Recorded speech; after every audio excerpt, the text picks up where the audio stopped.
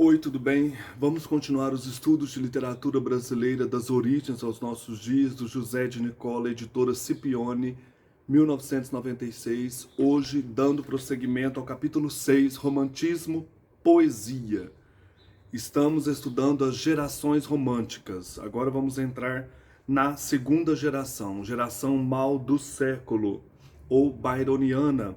É uma geração impregnada de egocentrismo, pessimismo, geração boêmia, geração negativista, cheia de dúvida, desilusão adolescente, tédio constante ou fuga da realidade que se manifesta na idealização de um passado, da infância. O verdadeiro mal do século, exaltação da morte, a mulher é uma virgem idealizada. Essa geração, então, se baseia nas poesias, nos poemas de Byron. Por isso é chamada também geração byroniana. Os principais representantes: Álvares de Azevedo, Casimiro de Abreu, Junqueira Freire, Fagundes Varela. Nesse nosso curso nós veremos, seguindo aqui o livro do José de Nicola, o Álvares de Azevedo, como grande representante da geração do mal do século, da geração byroniana, segunda geração da poesia romântica. Aqui nós temos uma gravura representando o Álvares de Azevedo. Álvares de Azevedo chamava-se Manuel Antônio Álvares de Azevedo. Nasceu a 12 de setembro de 1831, na capital paulista. Em 1848, matriculou-se na Faculdade de Direito de São Paulo e inicia um período de intensa produção poética, ao mesmo tempo em que se manifestam os primeiros sintomas de tuberculose. A partir de 1851, tem verdadeira fixação pela ideia da própria morte, deixando-a clara em várias cartas à mãe, à irmã e aos amigos. Morre muito jovem no dia 25 de abril de 1852. Aqui neste livro, História Bizarra da Literatura Brasileira, do Marcel Verrumo, editora Planeta, edição de 2017, ele tem um capítulo dedicado ao Álvares de Azevedo, da parte 2, capítulo 12, que se chama O Poeta que Profetizou a Própria Morte. Se há o romântico que passou pela vida, cantando as saudades de sua terra, há também aquele que cantou as saudades de tudo que a terra levou, e das dores do que por ela ainda não foi comido. Então nós temos aqui o Casimiro de Abreu cantando as saudades da terra, saudades da infância. Aqui o Álvares de Azevedo vai cantar a saudade da terra, das dores que ela deixou no poeta, e também as dores de não ter sido ainda, como diz aqui o autor, comido pela terra, não ter morrido. Álvares de Azevedo, um dos malditos do ultrarromantismo brasileiro, poetizou a ausência de saúde, de amor, de morte, de vida. Então ele quer morrer. Então aqui o autor indica que para conhecer melhor a vida do Álvares de Azevedo, ele indica do Raimundo Magalhães Júnior a obra Poesia e Vida de Álvares de Azevedo, Editora das Américas, 1962. E também a obra de Cilaine Alves, O Belo e o Disforme, Álvares de Azevedo e a Ironia Romântica, Eduspe Fapesp, 1998. São dois textos interessantes, assim, que nós temos aqui no Brasil, né? Além de outros também, para conhecermos um pouco melhor da vida e da obra do Álvares de Azevedo. Nós temos, então, um exemplo aqui na Lida dos 20 Anos, que é um dos principais livros do Álvares de Azevedo, Lida dos 20 Anos. Eu mostrei ali o Castro Alves, mas é esse aqui. É um trecho do poema Desalento, em que ele canta: Feliz daquele que no livro d'alma não tem folhas escritas, e nem saudades amarga, arrependida, nem lágrimas malditas. Não eram poucas as saudades amargas que habitavam o peito desse escritor maldito. Desde criança, Azevedo conviveu com a morte. Aos 4 anos, ele perdeu um irmão recém-nascido. A angústia transformou-se em doença. No ano seguinte, ele começou a ter febre alta por longos períodos. Desde então, as enfermidades foram constantes em sua vida. Cresceu introspectivo, mergulhado num universo particular. No poema Anjinho, da Lira dos 20 anos, ele rememora a morte do próprio irmão. Lá diz: não chorem. Lembro-me ainda como a criança era linda, no fresco da facezinha, com seus lábios azulados, com seus olhos vidrados, como de morta andorinha. Pobrezinho, o que sofreu? Como convulso tremeu na febre dessa agonia. Nem gemia o anjo lindo, só os olhos expandindo. Olhar alguém parecia. Então, ele traz aqui o menino morrendo, né? Aos 17 anos, Álvares de Azevedo ingressa então na Faculdade de Direito do Largo de São Francisco, lá em São Paulo.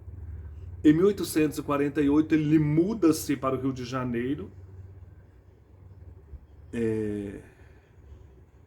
Em 1848, mudar-se do Rio de Janeiro para a Pauliceia desvairada, né, para São Paulo, significava deixar para trás os agitos culturais da capital do Império.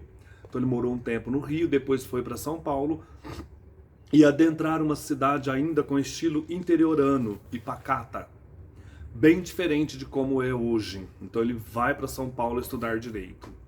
A dificuldade em se adaptar aos dias tranquilos e às saudades da família fizeram com que o estudante mais uma vez ficasse deprimido e começasse a sentir febres altas e tossir constantemente. Mas, segundo o médico, não eram apenas cicatrizes, saudades e tristezas que o consumiam, era a tuberculose. O diagnóstico caiu como uma bomba. Invadido pela melancolia, Azevedo mergulhou em leitura de escritores pessimistas e que tematizam a morte e o satanismo, como Lord Byron, Alfred de Musset e Edgar Allan Poe. Foi nesse período que compôs boa parte de sua poesia ultra-romântica. Então ele morava no Rio, vai para São Paulo, que é essa São Paulo interiorana, estudar lá no Largo de São Francisco. E ele começa a se assolar pela tristeza, né, lendo esses poetas do mal do século, né?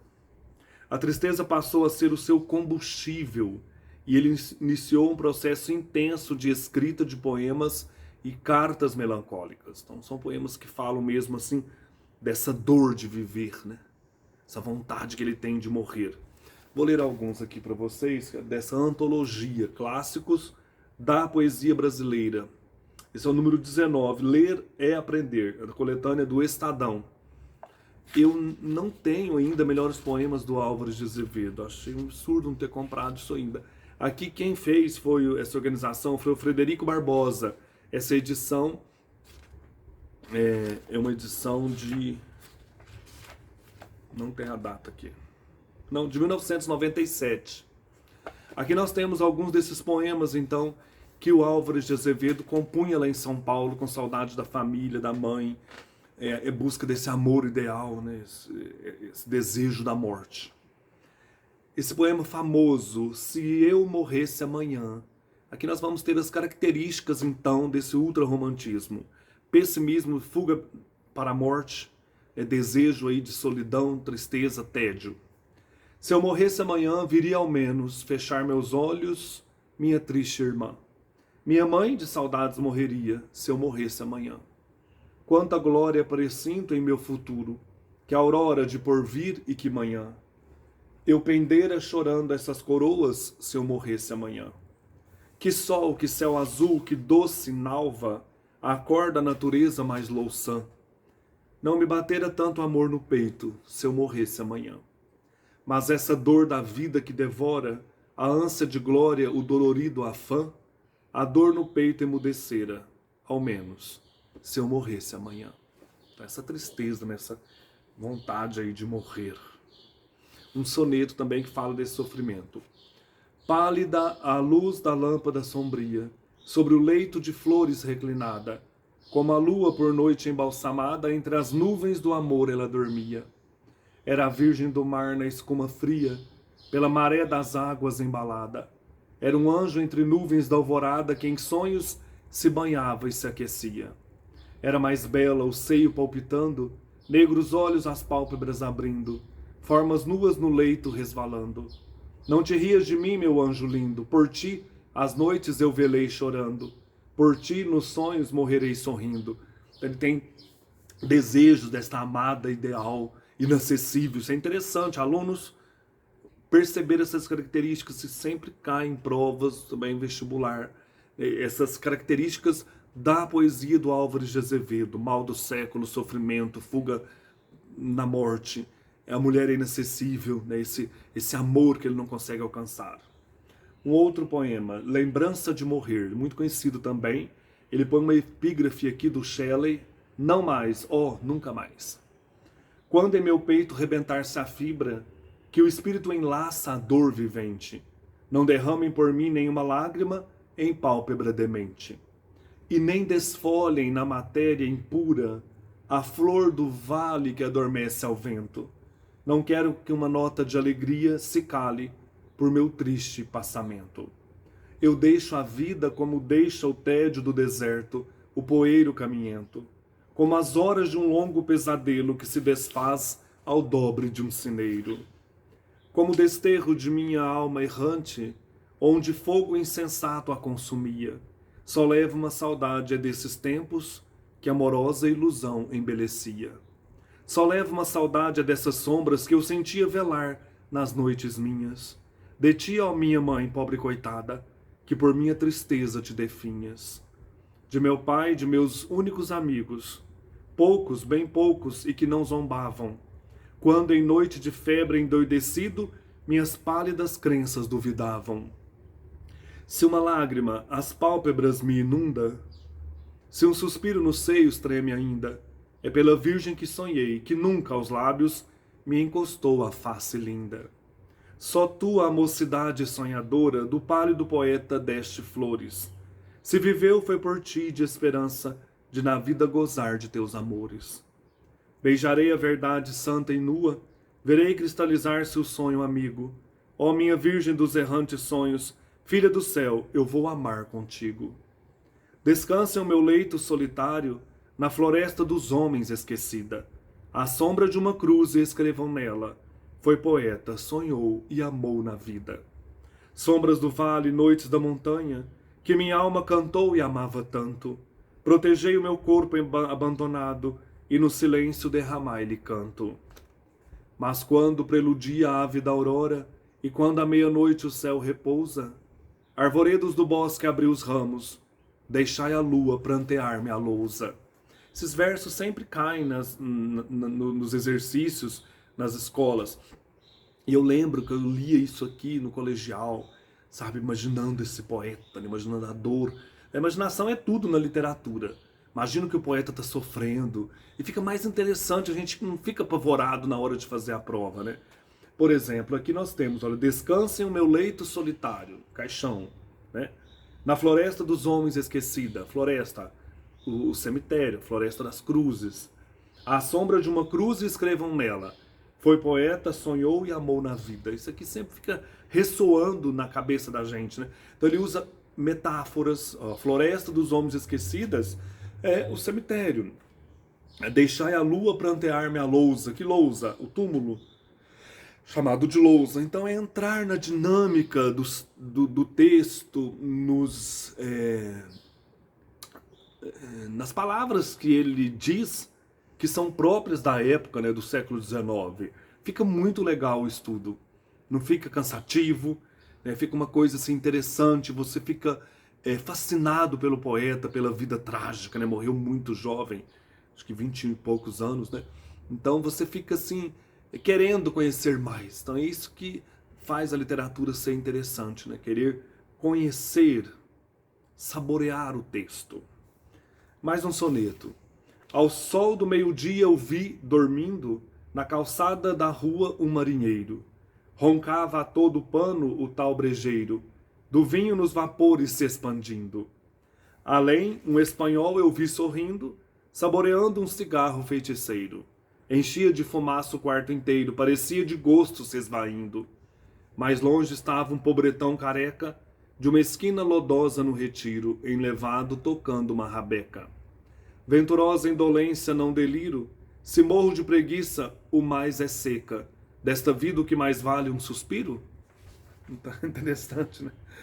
Essa vida passageira, né? O que ele está vendo ali, as pessoas indolentes.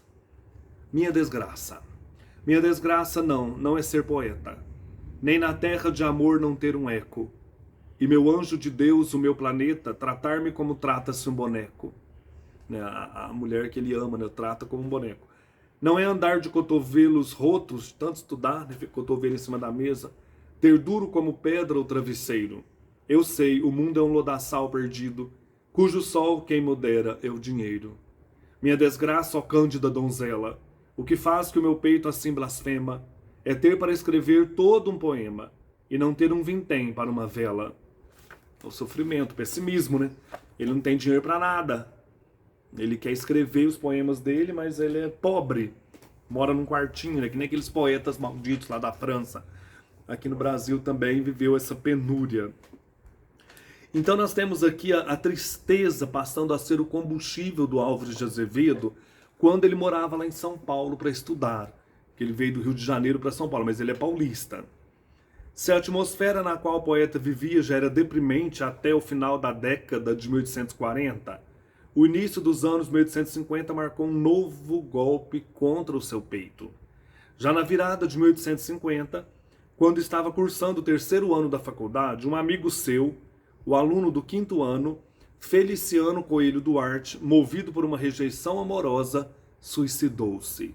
Aquelas coisas que aconteceram na Europa, aconteciam aqui também. Então ele perde esse amigo, né, que suicida.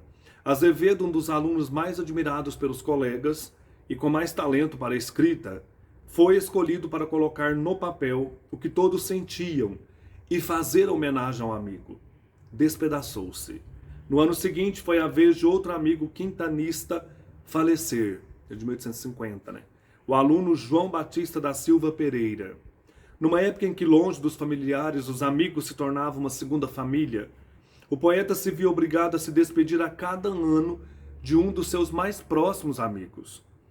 Cada ano uma vítima se perde nas ondas e a sorte escolhe sorrindo os melhores dentre nós, concluiu. Vocês já foram lá no Largo de São Francisco? Lá no convento dos frades franciscanos, em São Paulo, tem aquela famosa estátua do beijo de Rodin, que provocou um escândalo, acho que é de Rodin mesmo. Lá você fica vendo aquelas arcadas, né, da faculdade de Direito e pensando que esses poetas todos estudaram lá, né?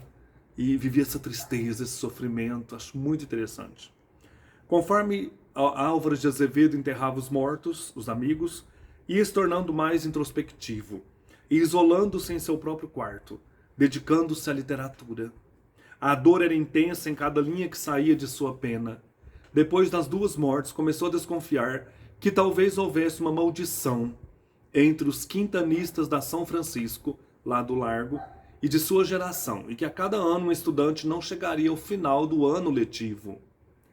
Acometido pela tuberculose e ciente da gravidade da doença, pressentiu que se a maldição fosse verdadeira, o próximo poderia ser ele. Nas paredes de seu quarto ele registrou, deixa eu mostrar para vocês. Então ele fez a lista das pessoas que iam morrendo, dos amigos, e o próximo seria ele. Então, 1850 foi o Feliciano Coelho Duarte. 1851, João Batista da Silva Pereira. 1852 ele deixou 3 pontos, reticência, né, relacionando a ele. Ao final do quarto ano, e às vésperas de se tornar quintanista do quinto ano da faculdade de Direito, Álvares de Azevedo decidiu passar um período na fazenda da família no Rio de Janeiro, onde teria ar fresco e puro para melhorar da tuberculose.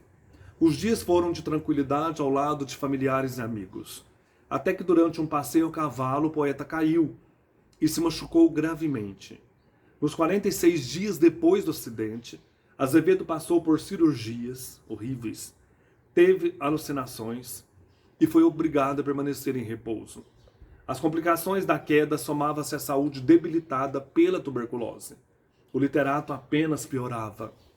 Em 25 de abril de 1852, o jovem poeta de 20 anos pediu à sua mãe que chamasse um padre para rezar uma missa em casa e benzê-lo. Álvares de Azevedo pressentiu a própria morte. Por volta das 5 da tarde, pouco antes de o sol se pôr, o poeta se levantou, acariciou seu pai e exclamou: "Que fatalidade, meu pai!" Essas teriam sido suas últimas palavras. O dia era o domingo de Páscoa do ano em que ele se tornaria um quintanista. Passaria para a quinta série, né? Quinta série de Direito. Aí o autor que traz um trecho do poema Lembrança de Morrer. Eu deixo a vida como deixa o tédio do deserto, o poento caminheiro. Dessa vida como um deserto, um calor abrasador no deserto. Como as horas de um longo pesadelo que se desfaz ao dobre de um sineiro. Olha que bonito. Você está ali tendo um pesadelo na cama, toca o sino lá na igreja, você acorda. Então, para ele a vida é esse pesadelo, esse deserto. Descanse o meu leito solitário, na floresta dos homens esquecida. À sombra de uma cruz escrevam nela. Foi poeta, amou, sonhou e amou na vida. Gente, é muito triste a vida desse Álvares de Azevedo. Nossa, eu sempre fiquei impressionado com isso. Sabe, como que se morre jovem, né? É aquela questão mesmo do mal do século, né? Você cantar aquilo que você sente nos poemas e viver essa intensidade, né, da vida, do sofrimento, né, da morte.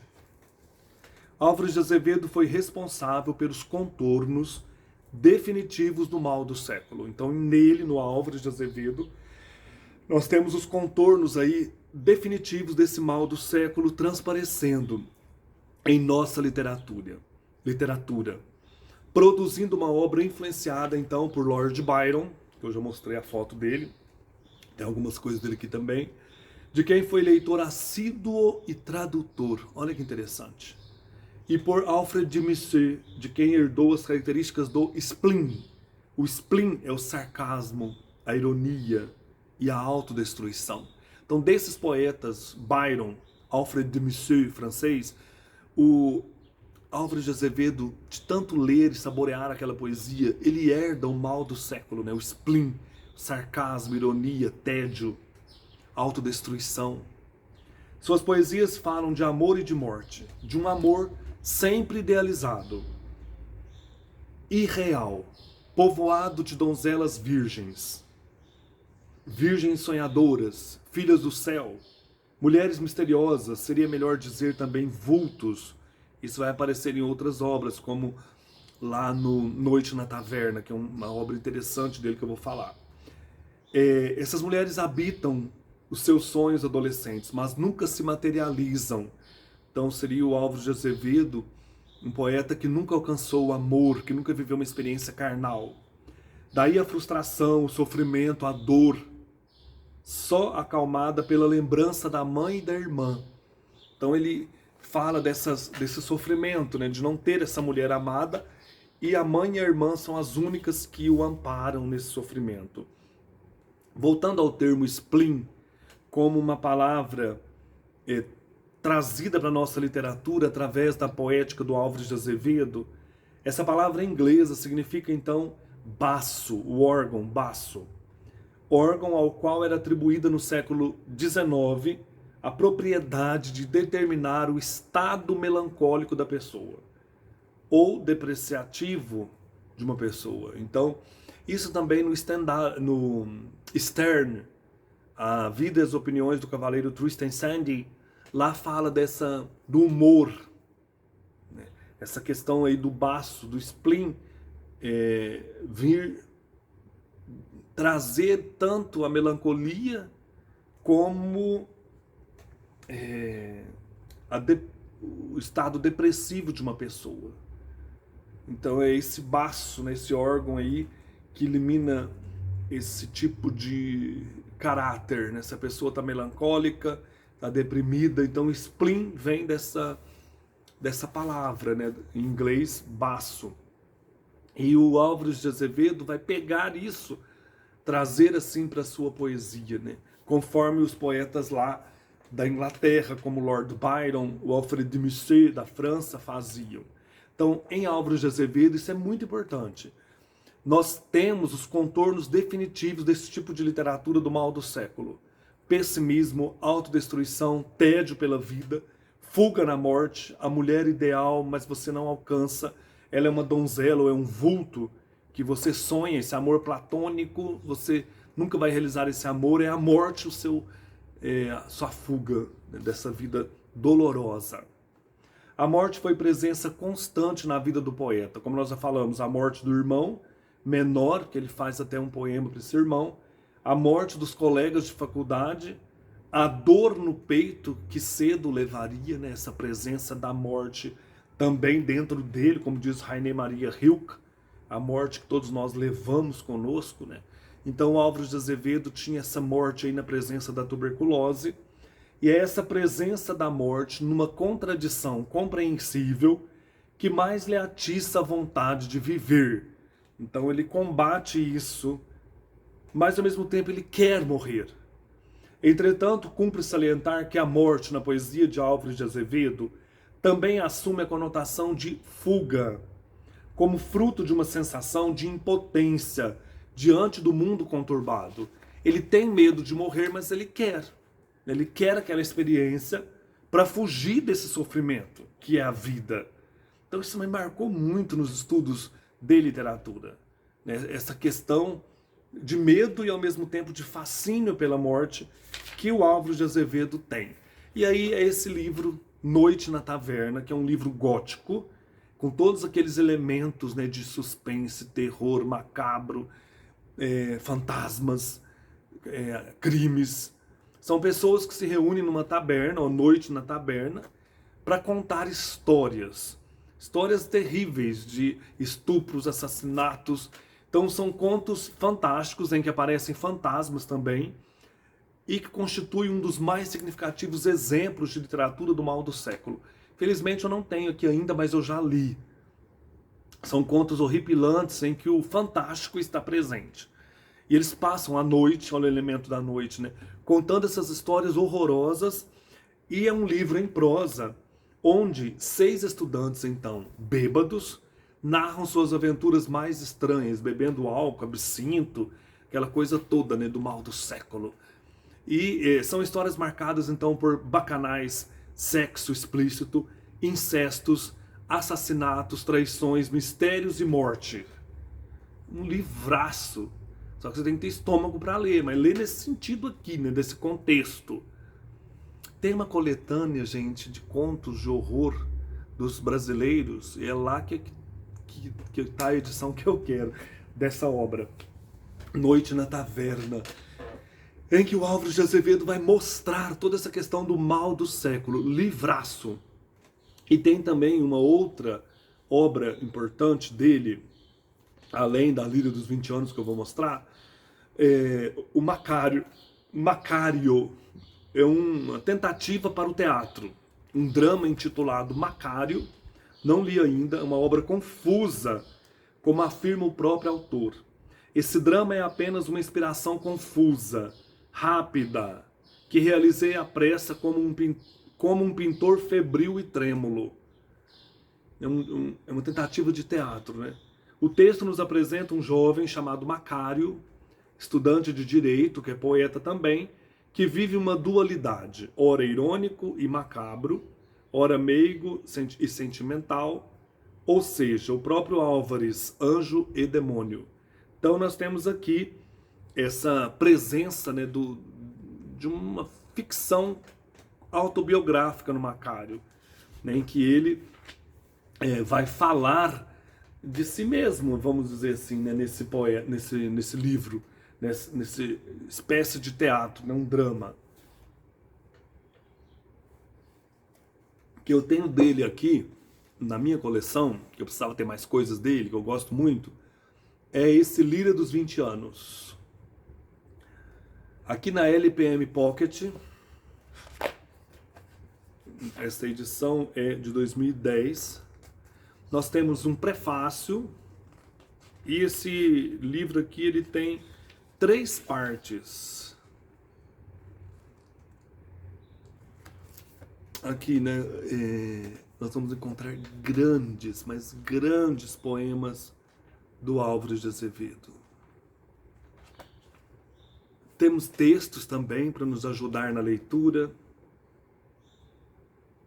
Olha, Manuel Antônio Álvares de Azevedo, escritor e poeta romântico, foi em tudo coerente com a arrebatada opção estética, o romantismo, que fez genial culto precoce, construiu uma obra pequena, porém clássica, dentro da língua portuguesa e morreu aos 21 anos incompletos.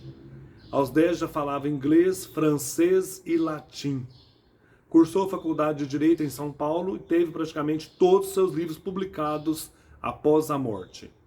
Como escritor brilhante que foi e poeta, original e talentoso, a qualidade da sua obra surpreende pela precocidade com que foi concebida. Discípulo dos românticos europeus como Byron, Hoffmann e Shelley, seus textos refletem o ambiente da época, onde a literatura estava impregnada de pessimismo, ceticismo, morbidez e pressentimento da morte. Que coisa, gente. Aqui é o maior poeta da segunda geração. Temos aqui epígrafes, por exemplo, de Bocage, cantando a vida como cisne à morte. E do Lamartine, de amour e poésie sont les trois mots que je voudrais seul graver sur ma pierre, si je méritais une pierre. Deus, amor e poesia são as 3 palavras que eu gostaria de escrever na minha lápide, se é que eu mereço uma lápide, do Lamartine. E depois o prefácio do próprio Álvares de Azevedo, aqui na Líria dos 20 anos. São os primeiros cantos de um pobre poeta. Desculpai-os. As primeiras vozes do sabiá não têm a doçura dos seus cânticos de amor. É uma lira, mas sem cordas, uma primavera, mas sem flores, uma coroa de folhas, mas sem viço. Cantos espontâneos do coração, vibrações doridas da lira interna que agitavam um sonho, notas que o vento levou, como isso dou a lume essas harmonias. São as páginas despedaçadas de um livro não lido. E agora que despi a minha musa saudosa dos véus do mistério do meu amor e da minha solidão, agora que ela vai seminua e tímida por entre vós, derramar em vossas almas os últimos perfumes do seu coração, ó meus amigos, recebei-a no peito e amai-a como o consolo que foi de uma alma esperançosa, que depunha fé na poesia e no amor, esses 2 raios luminosos do coração de Deus. Que lindo esse prefácio. Que lindo. Tem mais aqui. Não, tá listo aqui tudo para vocês. Se a terra é adorada, a mãe não é mais digna de veneração. Hindu Law. Não conheço. Como as flores de uma árvore silvestre se esfolham sobre a leiva que deu vida a seus ramos sem fruto, ó minha doce mãe, sobre teu seio deixa que dessa pálida coroa das minhas fantasias eu desfole também, frias, sem cheiro, flores da minha vida, murchas flores, que só orvalha o pranto. Então ele tinha uma relação muito forte de amor, né, com a mãe e a irmã. Deixa eu ver da primeira parte. Deixa eu achar. Deixa eu ver aqui uns poemas para ler para vocês. De cada uma das partes. Da primeira parte. Fui um doido em sonhar tantos amores. Página 37. Vamos ver o que diz. Eu não li esse livro ainda. Aqui nós temos uma epígrafe. Dorme, meu coração, em paz, esquece tudo, tudo que amaste neste mundo.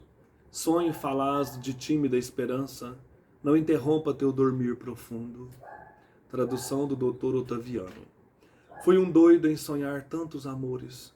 Que loucura, meu Deus, em expandir-lhe aos pés, pobre insensato, todos os sonhos meus. E ela, triste mulher, ela tão bela, dos seus anos na flor, porque havia sangrar pelos meus sonhos um suspiro de amor? Um beijo só eu não pedia, senão um beijo seu, e nas horas do amor e do silêncio, juntá-la ao peito meu. Que triste. Da segunda parte. Tem um aqui da segunda parte, deixa eu ver. Então a gente vai percebendo as características, né, da mulher ideal, inalcançável, o pessimismo, o sofrimento. Minha desgraça é dessa parte, eu já li. Um soneto. Ao sol do meio-dia eu vi dormindo. Página 172. Aqui da segunda parte. Soneto. Ao sol do meio-dia eu vi dormindo. Eu já li. Na calçada da rua um marinheiro. Roncava a todo pano tal brejeiro, do vinho nos vapores se expandindo. Além um espanhol eu vi sorrindo, saboreando um cigarro feiticeiro. Enchia de fumaça o quarto inteiro, parecia de gosto se esvaindo. Mais longe estava um pobretão careca de uma esquina lodosa no retiro, enlevado tocando uma rabeca. Venturosa indolência, não deliro, se morro de preguiça, o mais é seca. Desta vida o que mais vale um suspiro? Já tinha lido esse. Deixa eu ler um outro então. Toda aquela mulher tem a pureza, que exala o jasmineiro no perfume. Lampeja seu olhar nos olhos negros, como em noite de escuro um vagalume. Que suave moreno de seu rosto a alma parece que seu corpo inflama. Ilude até que sobre os lábios dela, na cor vermelha, tem errante chama. E quem dirá, meu Deus, que a lira d'alma ali não tem um som, nem de falsete, e sob a imagem de aparente fogo é frio o coração como um sorvete. Gostei desse. Então tem vários aqui poemas que daqueles que eu li que são aqui da Lira dos 20 anos. Da terceira parte. Um soneto. Já da morte o palor me cobre o rosto. Página 201. Já da morte o palor me cobre o rosto, nos lábios meus o alento desfalece. Surda agonia o coração fenece, e devora meu ser mortal desgosto. E devora meu ser mortal desgosto. Do leito embalde no macio encosto, tento o sono reter, já esmorece. O corpo exausto que o repouso esquece. Eis o estado em que a mágoa me tem posto. O adeus, o teu adeus, minha saudade, fazem que insano do viver me prive, e tenho os olhos meus na escuridade. Dá-me a esperança com que o ser mantive, volve ao amante os olhos por piedade, os olhos por quem viveu, quem já não vive. Um anterior aqui, olha, Trindade. A vida é uma planta misteriosa, cheia de espinhos, negra de amarguras, onde só abrem duas flores puras, poesia e amor. E a mulher é a nota suspirosa que treme d'alma a corda estremecida. É fada que nos leva além da vida, pálidos de langor. A poesia é a luz da mocidade, o amor é o poema dos sentidos, a febre dos momentos não dormidos e o sonhar da aventura. Voltai, sonhos de amor e de saudade, quero ainda sentir arder meu sangue, os olhos turvos o meu peito langue e morrer de ternura. A trindade seria a vida, a mulher e a poesia. Então, assim, eu indico essa Lira dos 20 anos, toda a grande poesia do Álvares de Azevedo está ali. Voltando para essa coletânea aqui de clássicos da poesia brasileira, eu vi um poema aqui, A Lagartixa, que eu quero ler para vocês. A lagartixa ao sol ardente vive, e fazendo o verão o corpo espicha. O clarão de teus olhos me dá vida. Tu és o sol e eu sou a lagartixa. Amo-te como vinho e como sono. Tu és meu copo e amoroso leito. Mas teu néctar de amor jamais se esgota. Travesseiro não há como teu peito. Posso agora viver para coroas. Não preciso no prado colher flores. Em grinaldo melhor a minha fronte, nas rosas mais gentis de teus amores. Vale todo um harém a minha bela, em fazer-me ditoso ela capricha. Viva ao sol de seus olhos namorados, como ao sol de verão a lagartixa. Agora, meu sonho. Eu, cavaleiro das armas escuras, onde vais pelas trevas impuras, com a espada sanguenta na mão? Porque brilham teus olhos ardentes e gemidos nos lábios frementes vertem fogo do teu coração? Cavaleiro quem és, o remorso? Do corcel te debruças no dorso e galopas do vale através. Ó, da estrada acordando as poeiras, não escutas gritar as caveiras e morder-te o fantasma nos pés? Onde vais pelas trevas impuras, cavaleiro das armas escuras? Macilento qual morto na tumba, tu escutas, na longa montanha, um tropel teu galope acompanha e um clamor de vingança retumba? Cavaleiro quem és, que mistério, quem te força da morte no império? Pela noite assombrada a vagar? O fantasma. Sou o sonho de tua esperança, tua febre que nunca descansa, o delírio que te há de matar. Meu Deus, né? Ele falando, quem és tu, cavaleiro? É o delírio, né? De febre que nunca termina, que irá matá-lo. Então é isso, gente. O Álvares de Azevedo é um dos grandes poetas brasileiros românticos da segunda geração, com todo esse pessimismo.